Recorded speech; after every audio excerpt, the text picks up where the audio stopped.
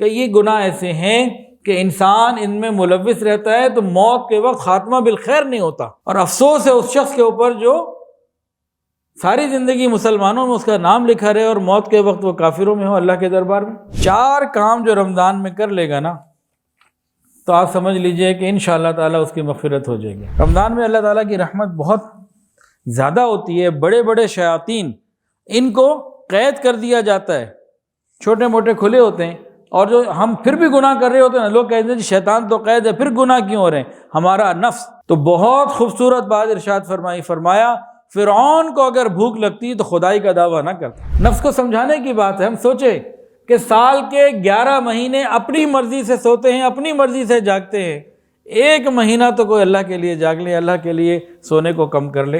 ایک صحابی آئے نبی علیہ السلام سے عرض کیا یا رسول اللہ میں سب سے زیادہ متقی بننا چاہتا ہوں، سب سے بڑا پرہیزگار اور متقی بننا چاہتا ہوں۔ فرمایا اتق المحارم، گناہوں سے بچ جاؤ، سب سے بڑے متقی بن جاؤ۔ نبی علیہ السلام کی طرف سے بڑی سخت وعید ہے، ممبر پہ قدم رکھا، فرمایا آمین۔ تو 3 باتیں تھیں، ان میں سے ایک، تباہ و برباد ہو جائے وہ شخص جس کو رمضان کا مہینہ ملے اور وہ اپنی مغفرت نہ کروائے۔ میں نے کہا آمین۔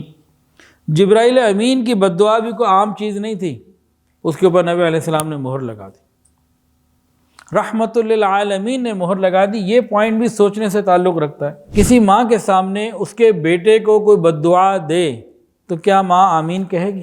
ماں کبھی بھی آمین نہیں کہے گی۔ تو رحمت للعالمین جو ماؤں سے زیادہ رحمت کرنے والے ہیں امت کے اوپر، ہماری ماں ہمارے لیے اتنا نہیں روئی جتنا نبی علیہ السلام ہمارے لیے روئے۔ رمضان المبارک کا مہینہ یہ رحمتوں کا مہینہ ہے۔ رمضان کے بارے میں سیدنا علی المرتضیٰ رضی اللہ تعالیٰ عنہ فرماتے تھے کہ اگر اللہ رب العزت نے اس امت کو عذاب دینا ہوتا تو اس کو اللہ تعالیٰ سورہ اخلاص اور رمضان کا مبارک مہینہ عطا نہ فرماتے۔ کتنی عظیم اور بڑی جو ہے برکت کی بات ہے کہ اللہ تعالیٰ نے اگر اس امت کو عذاب دینا ہوتا تو رمضان کا مہینہ نہ ملتا اور سورہ اخلاص نہ ملتی۔ اللہ تعالیٰ نے اس مہینے کو رحمت کے لیے بنایا ہے۔ ہم اللہ تعالیٰ کی رحمت سے فائدہ اٹھانے والے بن جائیں۔ کیسے بنیں گے؟ اس کا ایک طریقہ تو یہ ہے کہ ہم افطاری اور سحری ذرا کم کریں۔ بعض دفعہ ایسا محسوس ہوتا ہے کہ ہم نے رمضان صرف کھانے پینے کے لیے بنایا ہوا ہے۔ عورتیں گھنٹوں کھانے پینے کی تیاریوں میں لگی ہوتی ہیں، سحری کی تیاری میں بھی اور افطاری کی تیاری میں بھی، دن کے کئی گھنٹے سحری اور افطاری کی کھانے پینے کی تیاریوں میں لگ جاتے ہیں۔ یہ رمضان منانے کا طریقہ ہمارا غلط ہے۔ غور کریں، ایک آدمی اگر بھوکا ہو اور کمزور ہو، ایک چھوٹا بچے کی مثال ہے، چھوٹا بچہ کمزور بھی ہو اور بھوکا بھی ہو، بتائیں اس کی ماں کو اس پہ کتنا ترس آئے گا؟ آئے گا کہ نہیں آئے گا؟ اب ہم روزے سے بھی ہوں اور سحری بھی کم کھائی بھی ہو، اب افطاری کے وقت جو ہماری حالت ہوگی نا، کمزوری کی وجہ سے اور سحری بھی کم تھی، اس وقت جب اللہ سے مانگیں گے اللہ ہماری حالت کو دیکھ کر ہم پر رحمت فرما دیں گے۔ ہم نے تو سحری ڈٹ کے کھائی ہوتی ہے افطاری تک، اچھا خیر جتنا بھی ڈٹ کے کھا لیں افطاری تک بھوک لگی جاتی ہے، لیکن اگر ہم اللہ کی رحمت کو لینا چاہیں تو بھئی صحابہ کرام نبی علیہ السلام کی زندگی میں کیا ملتا ہے؟ بعض مرتبہ 1 2 3 کھجور کھا کے سحری کر لی، پانی سے روزہ کھول لیا، اگلے دن پھر سحری کر لی۔ اسی طرح ایک بزرگ تھے، وہ آدھی روٹی سحری میں کھاتے تھے تاکہ افطاری کے وقت کمزوری کی حالت اللہ کو نظر آئے، میں اللہ کے سامنے کمزور ہاتھوں سے، کمزور زبان سے، کمزور لہجے سے پکار رہا ہوں اللہ کو۔ لینے کا طریقہ ہے نا، ہمیں لینے کا طریقہ نہیں آتا۔ جیسے فرمایا نا دعا مانگتے ہوئے رویا کرو، بھائی رونا نہیں آ رہا تو کیا کرو؟ فرمایا رونے کی شکل بنا لو، تو یہ بھی تو ایک شکل ہی بنانی ہے نا، تو ہم اللہ تعالیٰ کی رحمتوں کو کھینچنے والے بنے۔ تو جو پیٹ بھرے ہوتے ہیں نا، یہ رحمتوں کو اتنا نہیں کھینچ سکتے جتنا انسان بھوک کے اندر اللہ تعالیٰ کی رحمت کو لے سکتا ہے۔ پھر جتنا بھوکا ہوگا اتنی انوارات کی، فیوزات کی جو بارش ہے وہ زیادہ ہوگی، پیٹ بھرے پہ کم ہوتی ہے۔ تو اس طرح کا بھی اس دفعہ ہم روزہ رکھیں۔ اچھا، امام ربانی مجدد الفسانی رحمۃ اللہ نے فرمایا کہ انسان رمضان جیسا گزارے گا اگلا سال ویسا گزرے گا اس کا اپنا۔ اور آج کی ریسرچ بھی یہ بتاتی ہے کوئی عادت کو بدلنا ہو نا یا کسی بری چیز کو چھوڑنا ہو، کسی عادت کو ختم کرنا ہو، کوئی نئی چیز ہے، تو اس کے لیے بعض ریسرچ یہ کہتی ہے کہ 21 ڈیز 21 دن بہت ہیں، اور کچھ کہتے ہیں 1 مہینہ بہت ہے۔ 1 مہینہ عادت کو بدلنے کے لیے بہت ہے، اور یہ اللہ نے 1 مہینہ دیا اور ہر سال دیا۔ دیکھیں ہمارے اندر اگر حسد ہے یا جھوٹ ہے یا نگاہوں کی بد پرہیزی ہے یا تکبر ہے یا بخل ہے، کوئی بھی برائی ہے، اگر ہم آج تک ہر رمضان میں 1 برائی چھوڑ چکے ہوتے تو ساری برائیوں سے ویسے ہی پاک ہو چکے ہوتے۔ تو ہم اس رمضان ٹارگٹ بنائیں کہ ہم نے اپنی برائیوں کو دور کرنا ہے، خامیوں کو دور کرنا ہے۔ تو اس کا ایک طریقہ ہے، ایک فہرست بنائیں اور اس میں اپنی خامیاں لکھیں، اپنی گناہ لکھیں، اپنی کوتاہیاں کمیاں لکھیں، اپنی کمزوریاں اور غلطیاں لکھیں۔ ویسے ارشاد صاحب اگر پتہ نہ لگ رہا ہو نا کہ میری ہر آدمی کو تو اپنی برائی نظر بھی نہیں آتی، تو شادی شدہ لوگوں کے لیے ایک کلیہ ہے، ایک ٹپ ہے، اپنی بیوی سے پوچھ لیں بتاؤ بھی میرے اندر کون کون سی کمی ہے، اچھی خاصی فہرست تیار ہو جائے گی۔ یا اور لوگوں سے پوچھ لیں، ارد گرد والوں سے، بتاؤ بھی میرے اندر کون کون سی کمی ہے، تو اچھی بڑی لمبی چوڑی فہرست تیار ہو جائے گی۔ خیر یہ تو ایک مذاق کی بات تھی، ہم نے اپنی اصلاح کرنی ہے، ہم نے اللہ کو راضی کرنا ہے، تو ہم اپنی خامیوں کی لسٹ لکھیں۔ دیکھیں یہ خامیاں قیامت کے دن تو سامنے پیش ہو جائیں گی، ایسا تو ہے نہیں کہ کبھی سامنے ان سے پالا پڑھنا نہیں، پڑھنا تو ہے۔ اس سے پہلے ہم یہاں اس مبارک مہینے کا فائدہ اٹھاتے ہوئے ہم اپنی خامیوں کو آہستہ آہستہ ختم کرنے کی کوشش کریں اور دعا بھی کریں، اللہ تعالیٰ رحمت فرما دیں گے۔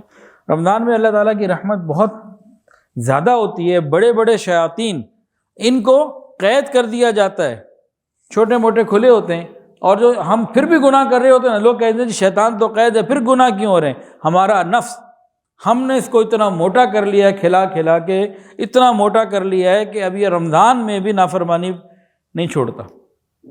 اب نفس کا علاج کیا ہے؟ وہ بھوک ہے۔ ایک روایت میں، ایک کتاب میں پڑھی یہ بات کہ جب اللہ تعالیٰ نے نفس کو بنایا، اس کو بلا کے پوچھا تو کون ہے اور تو کون ہے اور میں کون ہوں؟ کہا انتا انتا، انا تو ہے، میں ہوں۔ پھر 1 سال اس کو جہنم میں ڈال دیا، 1000 سال۔ پھر اس کو بلایا، ہاں بھائی میں کون تو کون؟ کہا انتا انتا، انا آپ ہیں، میں ہوں۔ پھر 1 سال ٹھنڈ، 1000 سال جو ہے وہ جہنم کے اندر ایک ایریا ہے زمہریر، جہاں سردی کی شدت کا عذاب ہوتا ہے، وہاں ڈال دیا۔ پھر 1000 سال سزا دے کے باہر نکالا، ہاں بھائی تو کون، میں کون؟ کہا انتا انا آپ ہیں، میں ہوں۔ پھر کہتے ہیں کہ اس کو 1000 سال بھوکا رکھا۔ 1000 سال کے بعد جب اس سے پوچھا، ہاں بھائی تم کون، میں کون؟ اللہ تعالیٰ نے پوچھا بھائی تو کون، میں کون؟ انہوں نے کہا اللہ تو رب ہے، میں کیا ہوں، میں تو کچھ بھی نہیں۔ ایک اللہ والے بھوک کے فضائل بیان کر رہے تھے، آپ کہیں گے موضوع رمضان اور فضائل باتیں بھوکی ہو رہی ہیں۔ ایک اللہ والے بھوک کے فضائل بیان کر رہے تھے، بھوک سے یہ ملتا ہے، یہ فائدہ، یہ کسی نے کہا بھوک بھی کوئی ایسی چیز ہے جس کے فائدے بیان ہو؟ تو بہت خوبصورت بات ارشاد فرمایا فرعون کو اگر بھوک لگتی تو خدائی کا دعویٰ نہ کرتا۔ یہ جتنے نخرے ہیں پیٹ بھرے کے ہیں، تو رمضان میں خود بخود ایک موقع مل رہا ہے، تو ہم اس موقع کو اپنے ہاتھ سے کیوں کیسے ضائع کرتے ہیں؟ سحری کے اندر بھی اوور ایٹنگ اور افطاری کے اندر بھی اوور ایٹنگ۔ تو ایک خوبصورت موقع اللہ تعالیٰ کی طرف سے مل رہا ہے رحمتوں کے حصول کا، تو ہم اس کو صحیح طریقے سے حاصل کریں۔ ہاں اگر کسی کو کمزوری ہونے لگے، پریشانی محسوس ہونے لگے، تو ٹھیک ہے کہ وہ 1-2 دن تو ایسا کرے نا اور کوشش کرے، تو اللہ تعالیٰ خیر فرمائیں گے انشاءاللہ العزیز۔ تو بھائی رحمتوں کو وصول کرنے کے لیے بھوکا رہنا اور بھوک کے حالت میں، کمزوری کی حالت میں رب سے مانگنا۔ ایک چھوٹا بچہ بھوکا بھی ہو، کمزور بھی ہو، جب ماں سے مانگے گا کیسے ممتا تڑپے گی۔ اسی طرح کوئی بندہ روزے دار ہو، آداب کے ساتھ روزہ رکھا ہو، صبح سے بھوکا بھی ہو، بھوک کی وجہ سے کمزوری بھی ہو، سحری کم کھائی بھی تھی، اب یہ بھوک کی حالت میں کمزوری میں تڑپ کے جو رب سے مانگے گا، اللہ کی رحمت اس کے اوپر تڑپ کے برسے گی۔ اب ہمارے اختیار میں ہم کیا چاہتے ہیں؟ تو بہرحال اپنے گناہوں کی ایک فہرست بنائیں، اس فہرست کو اللہ کے سامنے کسی کو دکھانی نہیں ہے، اس کو اللہ کے سامنے رکھیں، یا اللہ اس سب میں چھوڑنا چاہتا ہوں اور میرے اندر یہ ختم کر دیجیے۔ اچھا، رمضان شروع ہونے سے پہلے ایک کام اور کرنا چاہیے. ہر آدمی کو اپنی اپنی روحانی کیفیت کو نوٹ کر کے، چاہے لکھ لے چاہے نوٹ کر کے دل میں یاد کر لے. کیا مطلب؟ روحانی کیفیت، بھئی کون کون سی نیکی کی طرف خود بخود میں بڑھتا ہوں اور کہاں کہاں مجھے مارے باندھے بڑا اپنے آپ کو لانا پڑتا ہے، اور کون کون سی نیکیاں میں چھوڑ دیتا ہوں. ایک سائڈ. دوسری سائڈ، کون کون سے گناہ ایسے ہیں میں فوری طور پر بھاگ کے کرتا ہوں. تو ہم یہ دیکھیں کہ ابھی میری کیا کیفیت ہے. پھر رمضان پورا آداب کے ساتھ گزارنے کے بعد دیکھیں کہ نیکیوں میں کتنا آگے بڑھا، گناہوں سے کتنا نیچے گیا. کیفیت میں فرق پڑا کہ رمضان گزار کے کہ نہیں. اگر یہاں اس ٹیسٹ کو ہم نے پاس کر لیا تو یقین کر لیجئے رمضان ہمارا قبول ہو جائے گا انشاءاللہ تعالی. لیکن اگر ہم نے ٹیسٹ کو یہ دیکھا کہ جیسے رمضان سے پہلے تھے ویسے ہی رمضان میں رہے، بعد میں بھی وہی رہے، فیل، 100% فیل، زیرو ہو گیا. تو ہمیں اپنے آپ کو اس میں الرٹ رکھنا ہے. موبائل فون کا استعمال، سوشل میڈیا کا استعمال، اس کے لیے بہت محتاط رہنا ہے کہ یہ بہت ہی اہم چیز ہے رمضان کی قبولیت کی رکاوٹ میں، ہمارے اعمال کی قبولیت کی رکاوٹ. ذرا توجہ سے سن لیجئے. امام غزالی رحمۃ اللہ علیہ فرماتے ہیں تنبیہ الغافلین میں، فرمایا کہ لا الہ الا اللہ کثرت سے کہتے رہا کرو. لا الہ الا اللہ کثرت سے کہتے رہا کرو، پڑھتے رہا کرو. کہ اور اس کے بعد بعض گناہ گنوائے، 3 اس میں سے میں بتا رہا ہوں کہ یہ گناہ ایسے ہیں کہ انسان ان میں ملوث رہتا ہے تو موت کے وقت خاتمہ بالخیر نہیں ہوتا. اور افسوس ہے اس شخص کے اوپر جو ساری زندگی مسلمانوں میں اس کا نام لکھا رہے اور موت کے وقت وہ کافروں میں ہو اللہ کے دربار میں. وہ 3 گناہ کون سے تھے؟ ایک گناہ میاں بیوی آپس میں، خاوند نے بیوی کو ایک لفظ بول دیا کئی مرتبہ، اب طلاق تو ہو گئی لیکن ساتھ رہ رہے ہیں اور ڈھکا چھپا معاملہ چلانے کی کوشش کرے، اللہ تو جانتا ہے. تو اتنا کلیدی گناہ ہے. موت کے وقت خاتمہ ایمان، موت کے وقت کلمہ، موت جو ہے وہ کفر پہ آ سکتی ہے. کہتے ہیں ایسا بہت لوگوں کے گھروں میں ہے. یہ تو سینکڑوں سال پرانی بات ہے، آج تو معاملہ اور بہت آگے چلا گیا. دوسری بات کہتے ہیں کہ کلمہ لا الہ الا اللہ کثرت سے پڑھتے رہا کرو، موت کے وقت چلو کلمہ ہی مل جائے، عادت تو پکی کرو، اس کو توبہ کرتے رہا کرو. کہ دوسرا بہت بڑا گناہ لوگوں میں یہ ہے کہ مالی معاملات دوسروں کے ان کے پاس ہوتے ہیں، جو انہوں نے دبائے ہوتے ہیں، دے نہیں رہے ہوتے، ٹال مٹول کر رہے ہوتے ہیں. یہ دوسرے لوگ تنگی میں، پریشانی میں مبتلا ہوتے ہیں، اور یہ اس کے خاتمہ بالایمان کے خلاف جا سکتا ہے. کہ مالی معاملات میں دوسروں کو تنگ کرنا، حقوق نہیں دیتے، وراثت کے وغیرہ وغیرہ کئی چیزیں ہو سکتی ہیں. تیسری بات وہ کہتے ہیں تنہائی کے گناہ ایسے ہیں کہ جو موت کے وقت کلمے سے محروم کر دیتے ہیں. تو رمضان مبارک میں عادت بنائیں کہ موبائل اور سوشل میڈیا، انٹرنیٹ کا استعمال بہت محتاط اور ضروری ہو، اور جو غیر ضروری اپلیکیشن ہمارے موبائل میں ہیں ان کو تو ہم رمضان سے پہلے ہی انسٹال کریں، اس پر بھی ہم فکر کریں. شریعت کا ایک اور بہت خوبصورت اصول ہے نیکی کے کام میں جلدی کرنا. تو رمضان آنے والا ہے تو رمضان کی تیاری کے لیے ابھی سے لگ جائیں. گزشتہ بیان جو ہوا تھا وہ سارے کا سارا اس پہ تھا کہ رمضان آنے سے پہلے ہم نے رمضان کی تیاری پوری کرنی ہے، ورنہ رمضان اچھا نہیں گزرے گا. بغیر تیاری کے اگر رمضان گزارا، حدیث کے اندر بھی اس طرح کا مفہوم آتا ہے نا کہ نیک کاموں میں جلدی کیا کرو. بھائی کیا موت کا انتظار ہے، یا فقر کا انتظار ہے، یا بیماری کا انتظار ہے، یا کسی مصیبت میں مبتلا ہونے کا انتظار ہے، یا قیامت کا انتظار ہے، کہ دجال کا، کس چیز کا انتظار ہے؟ تو نیکی کے کام میں جلدی کرنی چاہیے، آگے بڑھنا چاہیے. اللہ تعالیٰ مجھے اور آپ کو، ہم سب کو ان تمام چیزوں کی توفیق عطا فرمائے. تو رمضان کے حوالے سے ہم نے بہت زبردست تیاری رکھنی ہے. ہمارے اکابرین کے اندر ایک بہت اہم بات تھی ایک زمانے میں، اب تو وہ بات نہیں رہی ہمارے ہاں. کسی شخص کی بزرگی کا معیار، ایک زمانہ رہا ہے سلف صالحین میں، کسی شخص کی بزرگی کا معیار جانچنا ہوتا تھا تو وہ یہ دیکھتے تھے اس شخص نے اپنی زندگی میں کتنے رمضان المبارک گزارے ہیں. پتہ لگتا ہے اس نے تو 40 گزار لیے، 30 گزار لیے، 50 گزار لیے. کہتے ہو اس کا مقابلہ ہم نہیں کر سکتے، ہم نے تو 25 گزارے، اس نے تو 40 گزارے. ہم نے تو 10 گزارے، اس نے تو 40 گزار لی۔ رمضان المبارک کو وہ بزرگی کا معیار سمجھتے تھے۔ اور کیا اس رمضان کی شان ہے کہ آقا صلی اللہ علیہ وآلہ وسلم رمضان آنے سے 2 مہینے پہلے سے دعائیں مانگ رہے ہیں، اللہ برکت عطا فرما دینا اور ہمیں پہنچا دینا رمضان تک۔ اب یہ برکت کس چیز میں؟ صحت میں، حافظے میں، عزت میں، مال میں، اولاد میں، کاروبار میں، ہر چیز میں برکت۔ کب ملے گی؟ جب ہم واقعتاً ان کاموں کو کریں گے جو رمضان کے شان کے لائق ہیں۔ رمضان المبارک میں حدیث کے اندر آتا ہے اللہ تعالیٰ ہمیں دیکھتے ہیں کون آگے بڑھتا ہے۔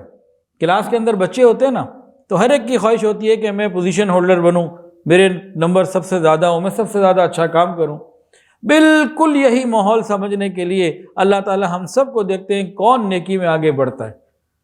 یہ تنافس، یہ سبقت کرنا، نیکی میں آگے بڑھنا، یہ اللہ تعالیٰ دیکھ رہے ہوتے ہیں اور ہمیں دکھانا چاہیے۔ جب اللہ تعالیٰ کہہ رہے ہیں میں یہ دیکھ رہا ہوں تو پھر ہمیں دکھانا چاہیے۔ صحابہ دکھاتے تھے، وہ دین کا مزاج سمجھے ہوئے تھے۔ مشہور ترین حدیث ہے، ہم سب نے بار بار سنی ہوگی اور ہر سال رمضان میں اس کو ہم سنتے ہیں، دوبارہ پھر ہم اس کو سن رہے ہیں۔ نبی علیہ السلام کے بارے میں حضرات صحابہ کرام رضوان اللہ تعالی علیہم اجمعین فرماتے تھے کہ جب بھی رمضان مبارک کا مہینہ آتا تو ہم نبی علیہ السلام کے اندر 3 باتوں میں اضافہ دیکھتے۔ کتنی باتوں میں؟ 3 باتوں میں اضافہ محسوس ہوتا۔ پہلی بات، نبی علیہ السلام عبادت میں بہت زیادہ کوشش اور جستجو کرتے، بہت زیادہ عبادت کرتے۔ حالانکہ بغیر رمضان کے بھی آپ کی عبادت ایسی تھی کہ پاؤں مبارک میں ورم آ جاتا تھا، اتنی دیر تہجد کے لیے کھڑے رہتے۔ ایک صحابی کہتے ہیں، یہ غیر رمضان کا واقعہ ہے، ذرا سنیے۔ فرماتے ہیں کہ نبی علیہ السلام تہجد کے لیے کھڑے ہوئے تو میں نے سوچا میں بھی حصول برکت کے لیے پیچھے کھڑا ہو جاتا ہوں۔ نبی علیہ السلام نے نیت باندھی اور جناب سورہ فاتحہ کے بعد سورہ بقرہ کی تلاوت شروع کر دی، پڑھ رہے ہیں، تلاوت چل رہی ہے۔ کہتے ہیں کہ میرے دل میں آیا کہ 100 آیات جب ہو جائیں گی آپ پہلی رکعت کا رکوع کر لیں گے۔ وہ 100 آیات ہو گئیں، رکوع نہ ہوا، اب تلاوت آگے بڑھ رہی ہے۔ تو کہتے ہیں میرے دل میں آیا کہ جب 200 آیتیں سورہ بقرہ کی ہو جائیں گی تب تو رکوع ہو ہی جائے گا پہلی رکعت کا۔ اب وہ 200 بھی ہو گئے، رکوع نہ ہوا، تلاوت آگے چل رہی ہے۔ فرماتے ہیں اچھا سورہ بقرہ 2.5 سپارے کی 286 آیات کی صورت ہے، جب سورہ بقرہ مکمل ہو جائے گی 2.5 سپارے پہ تو پہلا رکوع ہو ہی جائے گا۔ اب سورہ بقرہ مکمل ہو گئی، نبی علیہ السلام نے آل عمران شروع کر دی، سورہ آل عمران اب پڑھ رہے ہیں۔ تو کہتے ہیں میرے دل میں خیال آیا کہ سورہ آل عمران مکمل ہونے میں تو رکوع ہو ہی نہیں جانا ہے، اب اس کے بعد کیا ہوگا بھائی؟ سورہ آل عمران مکمل ہو گئی، نبی علیہ السلام نے سورہ نساء شروع کر دی۔ پھر سورہ نساء مکمل ہونے کے بعد 5.25 پارے پہلی رکعت میں مکمل کرنے کے بعد پہلی رکعت کا رکوع کیا۔ تو عام دنوں میں یہ عبادت تھی، تو رمضان میں صحابہ فرماتے ہیں اضافہ محسوس ہوتا تھا، وہ کیا ہوگا پھر؟ تو ہم بھی اگر چاہیں کہ ہماری عبادات میں اضافہ ہو تو ہمیں آج پلاننگ کرنی ہوگی تاکہ رمضان میں ہم فری ہو جائیں باقی کاموں سے، تو عبادت پہ وقت زیادہ دے سکیں۔ اچانک سے کچھ نہیں ہو جانا کہ جی اعلان ہوا چاند آ گیا رمضان کا، ہم ٹھیک ہو گئے، ایک دم ہمارے معمولات نہیں، سونے جاگنے کے اوقات، ان سب کو ہمیں پہلے سے پلان کرنا ہوگا۔ دوسری بات، نبی علیہ السلام رمضان کے مہینے میں خوب دل کھول کر اللہ کے راستے میں خرچ کیا کرتے تھے۔ غریبوں پہ خرچ کرنا، رشتہ داروں کو دینا، دل کھول کے کیا کرتے۔ کبھی ہم بھی دل کھول لیں، چلو اسی رمضان میں کھول لیں، ایک ہی رمضان کے لیے نیت کر لیں، ہر سال کی نیت کرنا مشکل، اگر ہو اس سال تو کر ہی دیں دل کھول کے۔ اب ہر آدمی کا اپنا اپنا ایک بجٹ ہے اور ایک وسعت ہے، اپنی وسعت کے اندر رہتے ہوئے دل کھول کے خرچ کریں، پھر دیکھیں اللہ کیسے عطا فرماتے ہیں۔ رسول اللہ صلی اللہ علیہ وآلہ وسلم نے ارشاد فرمایا، قسم کھا کے ارشاد فرمایا کہ اللہ کے راستے میں مال خرچ کرنے سے مال کم نہیں ہوتا۔ تو کم نہیں ہونا، واپس آنا ہے، سارا واپس آنا ہے۔ اللہ کے راستے میں خرچ کرنے سے کبھی کم نہیں ہوتا۔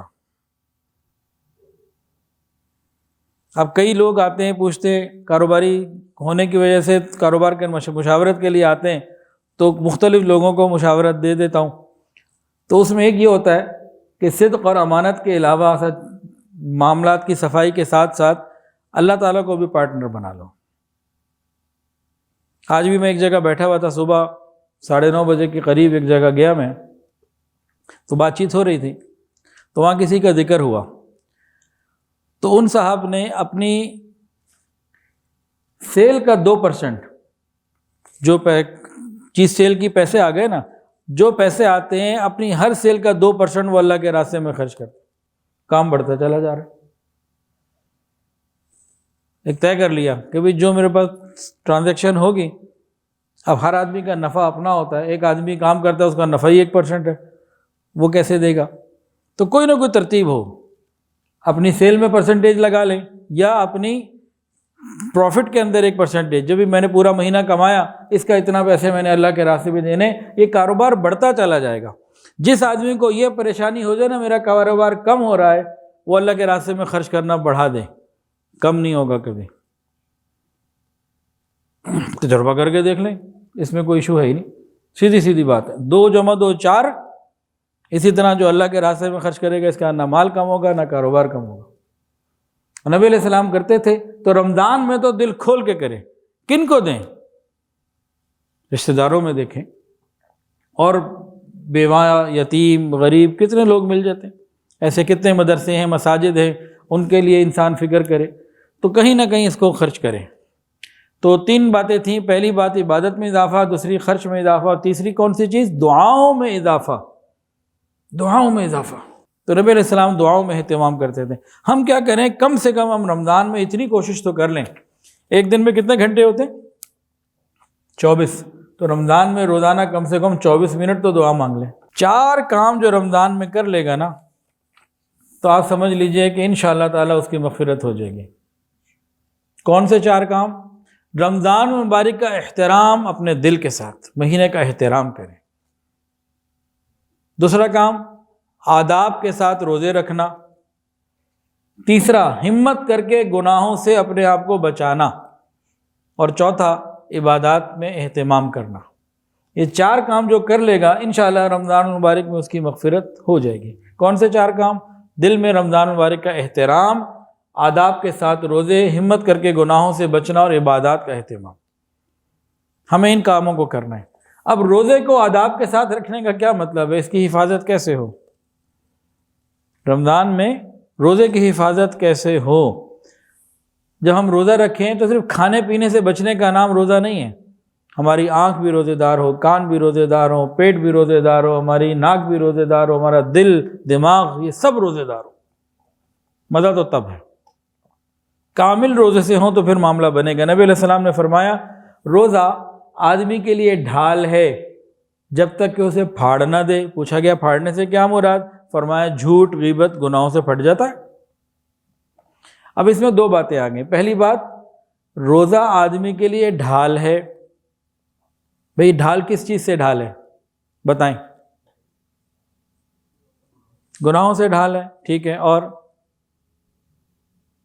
روزہ ڈھال ہے، روزہ اللہ تعالیٰ کی ناراضگی سے ڈھال ہے، روزہ یہ خوف کی حالت سے ڈھال ہے، روزہ فقر سے ڈھال ہے، روزہ فکروں سے ڈھال ہے، روزہ جہنم کی آگ سے ڈھال ہے، قبر کے عذاب سے ڈھال ہے، قیامت کی سختیوں سے ڈھال ہے، ہر بری چیز سے ڈھال ہے یہ۔ تو روزہ ڈھال ہے۔ اور آگے کیا فرمایا دوسری بات؟ جب تک کہ توڑ نہ ڈالے، پھاڑ نہ ڈالے، یعنی بندہ خود پھاڑتا ہے۔ اللہ نے تو ڈھال دے دی، پھاڑتے ہم خود ہیں، اور پھاڑتے کیسے ہیں؟ گناہوں سے پھاڑتے ہیں۔ نبی علیہ السلام نے یہاں تک سمجھا دیا کہ بہت سے روزے دار ایسے ہیں انہیں بھوک اور پیاس کے سوا کچھ نہیں ملتا روزے سے، اور کتنے ہی تہجد پڑھنے والے ایسے ہیں کہ ان کو رات جاگنے کے سوا ثواب میں سے کچھ نہیں ملتا۔ یہ کون ہے؟ روزہ بھی رکھا رات کو جناب جو ہے وہ رمضان فیسٹیول، اور وہ کیا ہوتا ہے رمضان میں ٹی وی کے اوپر رمضان ٹرانسمیشن، وہ سب بھی دیکھ لی، تو روزے کا تو ثواب گیا۔ غیر محرم کو بھی دیکھا، میوزک بھی سنا، تو اب روزے کے ثواب سے ہاتھ دھو لیے، روز وہ نہیں ملتا ثواب، کیونکہ نبی علیہ السلام نے وضاحت سے فرمایا، وضاحت کے ساتھ فرمایا جو شخص جھوٹ بولنا اور اس پر عمل کرنا نہ چھوڑے، اللہ تعالیٰ کو اس کے بھوکے پیاسے رہنے کی کوئی ضرورت نہیں۔ بخاری شریف کی روایت ہے، یعنی غلط کام نہ چھوڑے تو اس کا کوئی فائدہ نہیں۔ اسی طرح فرمایا کہ روزہ صرف کھانے پینے سے بچنے کا نام نہیں، یہ لغو، فحش اور غلط باتوں سے بچنے کا نام ہے۔ روزہ بھی ہے، کم بھی تول رہے ہیں، روزہ بھی ہے، جھوٹ بھی بول رہے ہیں، رشوت بھی لے رہے ہیں، غیبت بھی کر رہے ہیں، بہتان بھی لگا رہے ہیں، تو اس پہ فائدہ نہیں ہوتا۔ تو ان تمام چیزوں سے بچنے کی ضرورت، آداب کے ساتھ روزہ رکھنا۔ اچھا، بعض لوگوں کو روزہ لگتا ہے اور بعض کو روزہ نہیں لگتا۔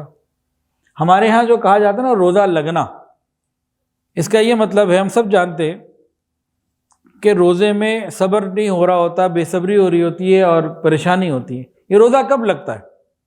کن کو لگتا ہے؟ ہر ایک کو نہیں لگتا۔ یہ جو اللہ والے آدھی روٹی کھا کے روزہ رکھ لیتے ہیں ان کو تو نہیں لگتا۔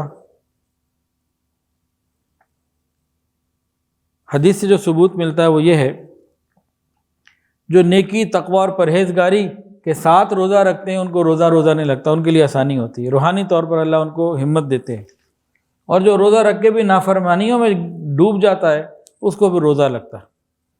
نبی علیہ السلام کے زمانے میں 2 عورتوں نے روزہ رکھا، اتنی بھوک سے نڈھال ہو گئیں کہ مرنے کے قریب ہو گئیں۔ نبی علیہ السلام کو بتایا کہ آپ نے بلوایا، کہا قے کرو، پیالے میں قے کی تو اندر سے نہ خون، گوشت، پیپ، اس طرح کی چیزیں نکلیں۔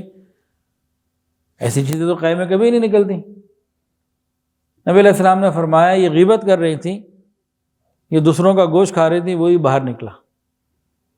تو یہاں سے علماء فرماتے ہیں کہ روزہ اگر آداب کے ساتھ رکھیں گے تو نہیں لگے گا، روزے میں گناہ ہوں گے تو روزہ لگے گا۔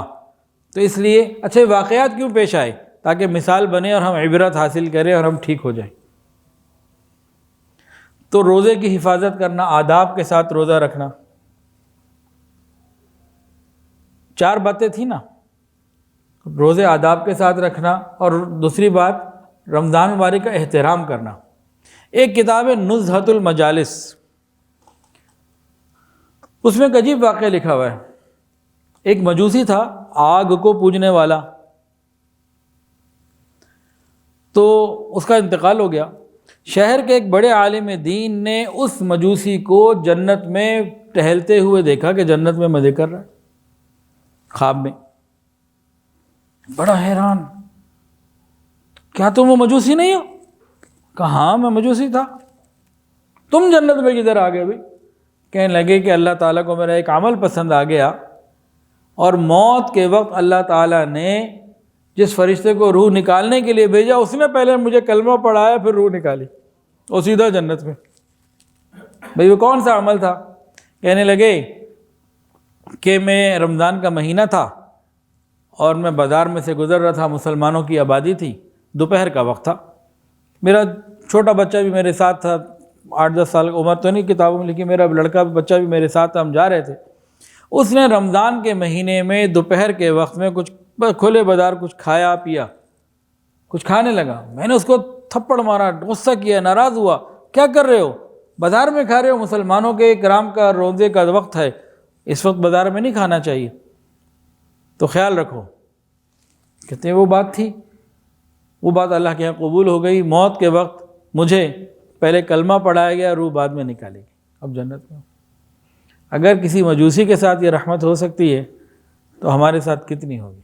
ہمیں اس پہ بہت اہتمام کرنے کی ضرورت ہے، بہت اہتمام کرنے کی ضرورت ہے۔ اور رمضان المبارک کے اہتمام میں اور احترام میں ہم اپنی گھر کی عورتوں کو بھی ذرا آسانی دیں۔ دیکھیں آتا ہے ماتحت کو آسانی دینا، غریبوں کو، دوسروں کو آسانی دینا، اس پہ جنت ہے۔ تو اپنے گھر کی عورتوں کو بھی آسانی دیں، طے کر لیں کہ جناب افطاری اور سحری وہ چیز بنائیں جو کم وقت میں بن جائے۔ رمضان سے پہلے تیاری کر لیں، چیزیں ہوتی ہیں نا بعض مرتبہ ہاف کوک کر کے رکھ لی جاتی ہیں، کچھ ایسی چیزیں، یہ جو باورچی خانے کی سیاست ہے عورتوں کو زیادہ اچھی آتی ہے، وہ جو کام جلدی تیار ہو جائیں۔ ایک مرتبہ میں ایک گھر میں گیا تو انہوں نے میرے اکرام میں جناب آگے کیک بنا کے لا کے رکھا، اور بڑے شوق سے جو ہے نا گھر والوں نے بتایا کہ جی یہ جو اوپر خاتون ہے انہوں نے آپ کے لیے بنایا ہے، اور اس میں کو 5-6 گھنٹے لگے۔ میں نے ہاتھ بھی نہیں لگایا، میں نے کہا جی مجھے یہ نہیں کھانا۔ 5 گھنٹے ایک کیک بنانے پہ لگا دیے، اتنا ذکر بھی کیا تھا، مراقبہ بھی کیا، اب ایک ایک چیز کے اوپر 6-6 گھنٹے لگ رہے ہیں۔ یہ تو غلط ہے نا، جو چیز آسانی سے تیار ہو جائے وہ ٹھیک ہے۔ کم سے کم رمضان میں تو ہم ایسا نہ کریں۔ تو سحری افطاری میں وہ کام جو آسانی والا ہو، بھئی انہوں نے بھی روزہ رکھنا ہے تو ان کی عبادات میں آپ معاون بنیں اور آسانی کا ایک سلسلہ رکھیں۔ اچھا جی، عبادات کی کثرت یہ بھی مطلوب ہے۔ اب عجیب بات ہے کہ رمضان میں شیاطین تو قید کر دیے گئے، لیکن ہم سے عبادت نہیں ہوتی، رکاوٹ ہے۔ کیا چیز رکاوٹ ہے؟ ہمارا نفس۔ اور یہ بھوک سے، جیسے پہلے بات ہوئی، بھوکا رہنے سے یہ سیدھا ہوتا ہے۔ ہم نے اپنے آپ کو عبادت کے لیے تیار کرنا ہے کہ ہمیں کرنی ہے عبادت۔ ہمارا یہ جسم دنیا کے لیے کتنی دفعہ تھکا ہے اور راتوں کو جاگا ہے، اگر میں سب سے پوچھ لوں کہ تعداد بتائیں تو کوئی نہیں بتا سکتا۔ کبھی سفر کی وجہ سے، کبھی اولاد کے بیماری کی وجہ سے، کبھی اپنی بیماری کی وجہ سے، کبھی مہمانداری کی وجہ سے، کبھی گھر میں شادی کی وجہ سے، اور کتنی ایسی وجوہات، کبھی کوئی ذہنی پریشانی کی وجہ سے نہ رات کو نیند آ رہی ہے اور تھکن بھی ہے اور کام، بہت ساری چیزیں ہوتی ہیں، کبھی کرکٹ کھیلنے کی وجہ سے، کسی بھی وجہ سے ہمارا جسم تھکا ہے۔ مزہ تو تب ہے اس رمضان ہم ارادہ کریں کہ ڈٹ کر عبادت کرنی ہے، اور اس دفعہ ہم نے اپنے جسم کو تھکانا ہے۔ یاد رکھیے، تھکن ختم ہو جائے گی، یہ اجر باقی رہے گا اور قیامت کے دن ہمیں ملے گا۔ ہم جب ارادہ کر لیں گے نا تو پھر اللہ تعالیٰ سارے کام آسان فرما دیں گے۔ کہ اپنے نفس کو سمجھائیں، بہت غفلت میں وقت گزار بیٹھے، اتنی زندگی گزر گئی، اب اس رمضان کو تو ہم جو ہے نا وہ ٹھیک کر لیں۔ نفس کو سمجھانے کی بات ہے۔ ہم سوچیں کہ سال کے 11 مہینے اپنی مرضی سے سوتے ہیں، اپنی مرضی سے جاگتے ہیں، ایک مہینہ تو کوئی اللہ کے لیے جاگ لے، اللہ کے لیے سونے کو کم کر لے۔ کسی نے کیا خوب کہا، موت کے بعد ہے بیدار دلوں کو آرام، موت کے بعد ہے بیدار دلوں کو آرام، نیند بھر کر وہی سویا جو کہ جاگا ہوگا۔ یہ آنکھیں آج جاگیں گی تو کل قبر میں میٹھی نیند سوئیں گے۔ تو قبر میں میٹھی نیند کے لیے یہ رمضان میں آنکھوں کو جگائیں اور ہمت سے کام لیں۔ عبادات کی کثرت ہو، نوافل کی خوب کثرت ہو، قضا نمازیں باقی ہوں تو ان کا چارٹ بنا کے ان کو پورا کرنا شروع کریں۔ تو اس کے اوپر بہت فکر کرنے کی ضرورت ہے۔ اور گناہوں سے بچنا یہ انتہائی اہم ہے۔ ایک چیز ہوتی ہے عبادات زیادہ کرنا، نفلی عبادات زیادہ کرنا، اور ایک ہوتی ہے گناہوں سے بچنے کی کوشش کرنا۔ تو زیادہ امپورٹنٹ کیا ہے؟ گناہوں سے بچنا، یہ زیادہ امپورٹنٹ۔ ایک صحابی آئے، نبی علیہ السلام سے عرض کیا، یا رسول اللہ، میں سب سے زیادہ متقی بننا چاہتا ہوں، سب سے بڑا پرہیزگار اور متقی بننا چاہتا ہوں۔ فرمایا، اتق المحارم، گناہوں سے بچ جاؤ، سب سے بڑے متقی بن جاؤ۔ تو ہماری زندگی کا ایک بہترین کام یہ ہے کہ اپنی زندگی سے چن چن کر گناہوں کو نکال دیں، اور یہ رمضان میں بہت آسانی سے ممکن ہے۔ تو رمضان میں ہم اللہ کی نافرمانی سے بچ جائیں۔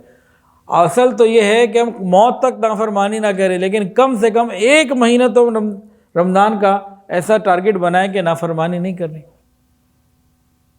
بھئی زندگی 150 سال، 60 سال، 40 50 سال کی زندگی میں کوئی ایک مہینہ تو ایسا ہو جس میں ہم یقین کے ساتھ کہہ سکیں اس میں ہم نے اللہ آپ کی نافرمانی نہیں کی۔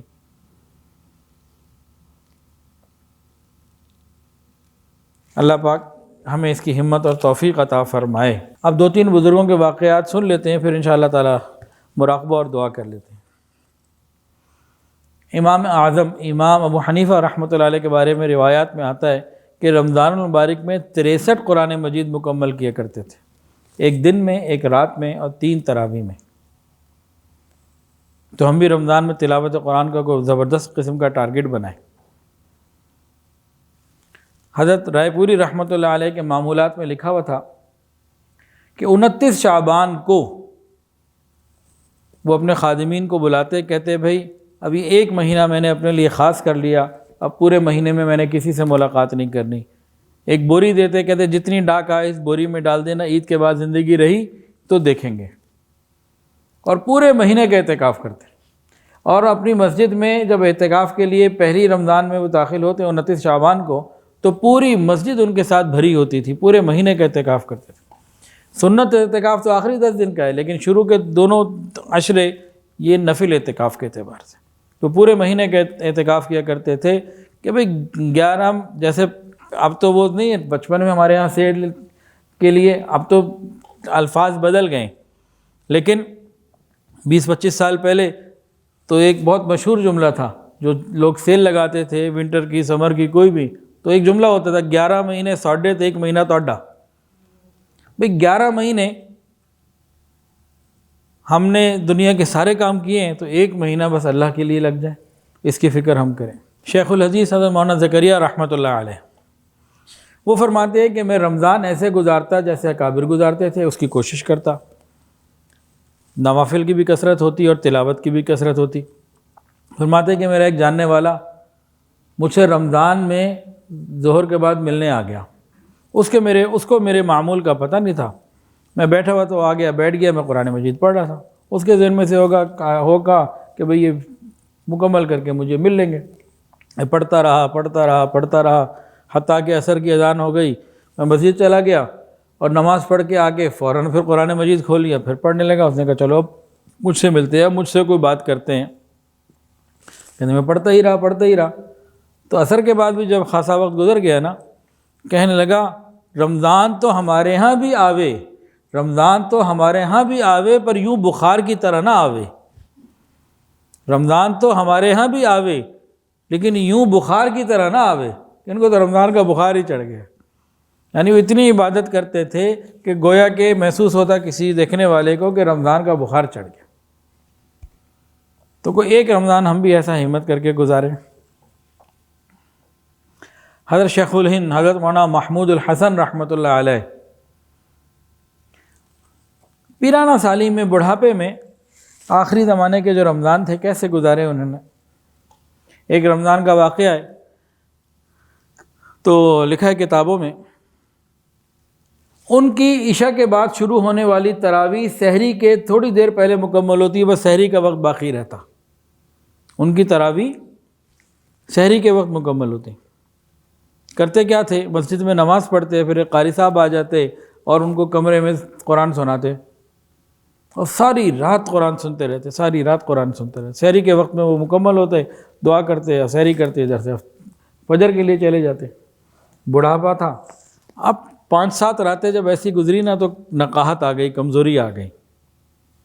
تو گھر والوں نے کہا حضرت ایک دن بیچ میں ریلیکس کر لیں، ایک رات 3-4 گھنٹے سو جائیں، پھر اس کے بعد دوبارہ کر لیجیے گا، کہاں پتہ نہیں میرا آخری رمضان ہو، پھر کیا معاملہ ہو، منع کر دیا۔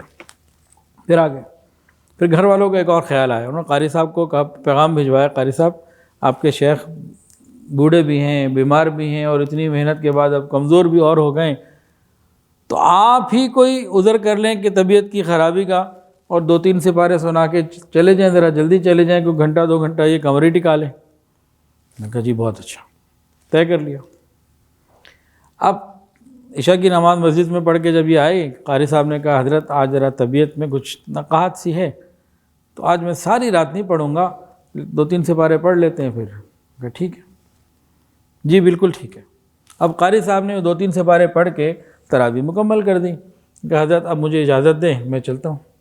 قاری صاحب آپ تھکے ہوئے بھی ہیں، آج بیمار بھی ہیں، طبیعت بھی کمزور ہے، آپ ایسا کریں میرے بستر پہ سو جائیں۔ کہ نہیں مجھے جانا ہے، کہ نہیں آپ کی طبیعت ٹھیک نہیں ہے، آپ میرے بستر پہ سو جائیں۔ اپنے بستر پہ سلا دیا۔ قاری صاحب کہتے ہیں کہ نہ میں منع اپنا نماز پڑھنے والا کہ وہ اب میں جو لیٹنا پڑا، انہوں نے زبردستی لٹا دیا۔ اور کہتے ہیں میری آنکھ لگ گئی، تھوڑی دیر بعد آنکھ کھلی، دیکھا میرے کو پاؤں دبا رہا ہے۔ مجھے محسوس ہوا کہ میرے کو پاؤں دبا رہے، اندھیرا تھا، تو میں اٹھ کے بیٹھا، دیکھا کہ شیخ الہند رحمۃ اللہ علیہ میرے پاؤں دبا رہے ہیں، دروازہ بند، لائٹ بند کر دی ہوئی تھی۔ میں نے کہا حضرت یہ آپ کیا کر رہے ہیں؟ قاری صاحب آپ بیمار ہیں نا، آپ تھکے ہوئے ہیں، تو میں نے کہا چلے آپ کو دبا ہی دوں۔ قاری صاحب کہتے ہیں کہ حضرت اگر آپ نے ساری رات جا کے ہی گزارنی ہے نا، تو میں ابھی وضو کر کے آتا ہوں، پھر دوبارہ ہم شروع کر لیتے ہیں، اب نفل میں سنا لیتا ہوں۔ تو ایسے انہوں نے پورا کیا۔ تو بھئی اس طرح کا کوئی شوق ہمیں بھی تو لگے، اور کوئی ایک آدھ رمضان ہم بھی تو ایسا گزار لیں کہ اللہ تعالیٰ کو راضی کرنے کی کوشش کر لیں۔ بھئی قیامت کے دن کوئی اپنے سامنے، کوئی اللہ تعالیٰ قیامت کے دن کوئی اللہ تعالیٰ کے سامنے 40 سال عشاء کے وضو سے فجر کی نماز کی عبادت لے کے آئے گا۔ اس امت میں ایسے ایسے لوگ گزریں کہ 20 سال تک گناہ لکھنے والے فرشتے کو ان کے گناہ لکھنے کا موقع نہیں ملا۔ ایسے لوگ بھی پیش ہوں گے. لاہوری کے ایک بزرگ ہیں، ابھی حیات ہیں ماشاءاللہ، تو ان کا ایک عجیب عمل ہے. ان کی صاحبزادی نے مجھے ایک بات بتائی، تو میں نے کہا جی میں نے ان سے ملاقات کرنی ہے، تو انہوں نے جناب پہ میری دعوت کر دی.